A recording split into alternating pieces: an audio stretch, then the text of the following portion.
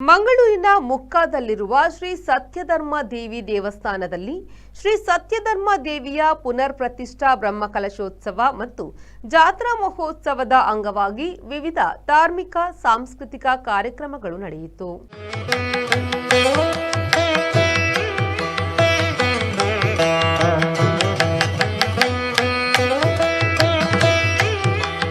ಶ್ರೀ ಕ್ಷೇತ್ರದಲ್ಲಿ ಮೇ 6ರಂದು ಬೆಳಿಗ್ಗೆ ಶಾಂತಿ ಹೋಮಗಳು, ನವಗ್ರಹ ಶಾಂತಿ ಹೋಮ, ನಂತರ ಅನ್ನಸಂತರ್ಪಣೆ, ಭಜನಾ ಸಂಕೀರ್ತನೆ ನಡೆಯಿತು.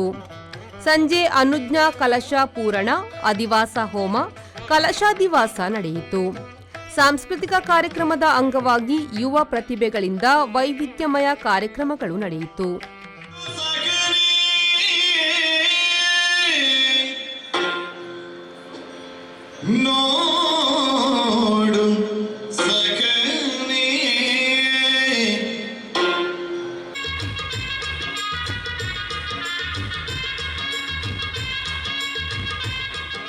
ಮೇ 7ರಂದು ಬೆಳಿಗ್ಗೆ ಸೃಷ್ಟಿ ತತ್ವ ಹೋಮ, ತತ್ವ ಕಲಶಾಭಿಷೇಕ, ಅನುಜ್ಞಾ ಕಲಶಾಭಿಷೇಕ, ಅನುಜ್ಞಾ ಪ್ರಾರ್ಥನೆ, ನಂತರ ಅನ್ನ ಸಂತರ್ಪಣೆ, ಭಜನಾ ಸಂಕೀರ್ತನೆಯು ನಡೆಯಿತು.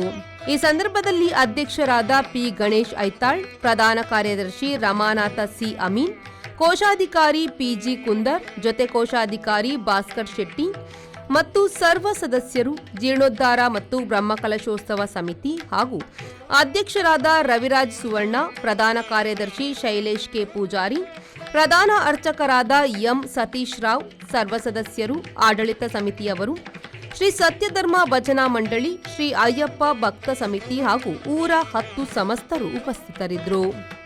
ಶರತ್ ಸಾಲ್ಯನ್, ವಿ4 ನ್ಯೂಸ್, ಮಂಗಳೂರು.